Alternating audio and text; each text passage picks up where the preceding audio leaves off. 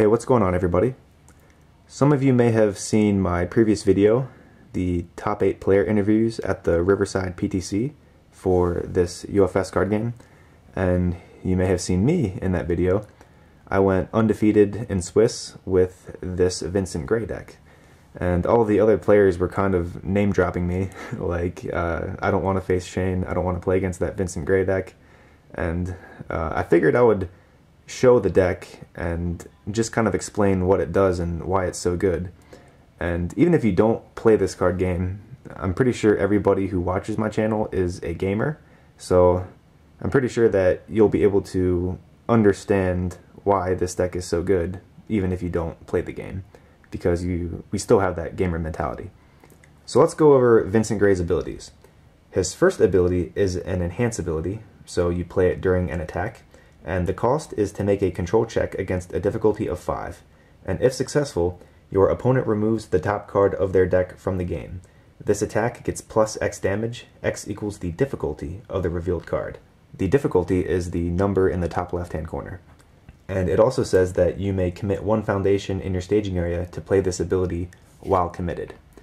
Normally, cards committed cannot use any abilities on them, but his ability says that you can commit a foundation in order to use his ability while committed.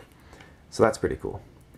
His second ability is a response, and it's after your opponent makes a control check to play an attack, you commit him for the cost, and their check gets -3. Failing the control check does not end the combat phase.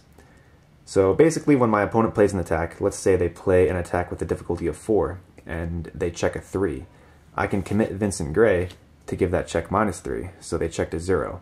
So because they played a 4 difficulty and they checked a 0, then they have to commit 4 foundations, and if they choose not to, then they fail their attack, but they may continue their combat phase. So his bottom ability basically says your opponent discards an attack, or they commit 3 foundations more than they have to. So that ability is really good, and his top ability is just free damage pump on all of my attacks. So speaking of attacks, that is the next thing that I would like to talk about. Alright, so I run 18 attacks in this deck, and this attack lineup is what I like to call lows and throws. So all of my attacks are either low zone attacks or throw attacks. Throws are a keyword ability that state if this attack is completely blocked, it still deals half damage rounded up. So even if they completely block my throw attack, they are still taking damage. Now, low attacks are the hardest attacks in the game to block. Just like in a fighting game, low attacks are pretty hard to block. A lot of times you don't see them coming, and you usually have to crouch and block at the same time in order to block low attacks. And that's kind of replicated in UFS. So I like to play low attacks, especially these two, because their block modifiers are really good. Like this is a +0 mid block mod, and this is a +1 high block mod. So I'm easily able to block attacks with these attacks if I decide to block with them. But otherwise, I'm throwing attacks that are really hard to block, and I'm throwing attacks that are throws. So they're going to be taking damage from the throws, and they're probably going to be taking damage from the low attacks because they are so hard to block. In this game, in order to completely block an attack and take no damage, the block zone has to match the attack zone. Mid blocks and high blocks are the most common blocks in the game. Very good cards with low blocks are sort of hard to find. I actually only run 4 low blocks in this deck.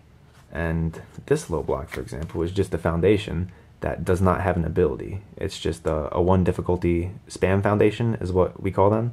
Just foundations that have a low difficulty, and has a 5 control check and a +2 low block, but no effect. So I mainly run this card because it has a low block and because of the 1 difficulty. This Vincent Grey deck is pretty much one of the only decks that can consistently run the low attack lineup, and that's mainly because of his top ability, which we talked about earlier, giving a bunch of damage to his attacks, and there's not many other characters who can do that. Another thing to note is that these low attacks all share 1 symbol, and that's the order symbol. So my entire deck, every card has the order symbol because I play Vincent Grey off of that symbol. And he's really one of the only order characters who can give consistent damage pump to his attacks. And that's kind of why this deck is so consistent, because I can toss attacks that are really hard to block, and Vincent Grey increases their damage higher.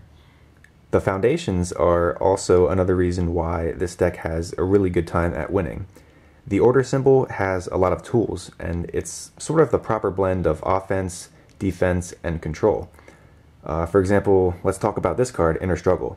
This is Vincent Grey's best foundation. The bottom ability is kind of like his character ability, where you make a check against a difficulty of 4, and if successful, your attack gets +1 damage. So that's basically free damage for every copy of Inner Struggle on the board.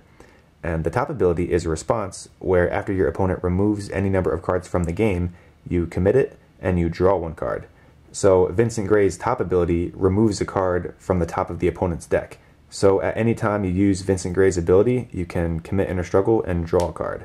And that's really good, because drawing cards in any game, like card advantage in general, is just really good because you get more options and you can do more things. Childhood Sweethearts, this foundation has an enhanced ability where you remove the foundation from the game, and if your opponent's attack speed is greater than its printed speed, it gets -5 speed. So this card makes attacks really easy to block. We can talk about Directing an Empire. This card's really good because you can commit it, and after your opponent's ready phase, you can commit any one of their foundations on the board. So this is a pretty good control card because you can commit one of your opponent's foundations, and committed cards cannot use their effects. So you can basically snipe one of their foundations for a turn. A Matter of Heads and Tails is kind of like Childhood Sweethearts. You destroy the foundation, and before the block step, you reduce the attack speed to 0. So it makes it easier to block.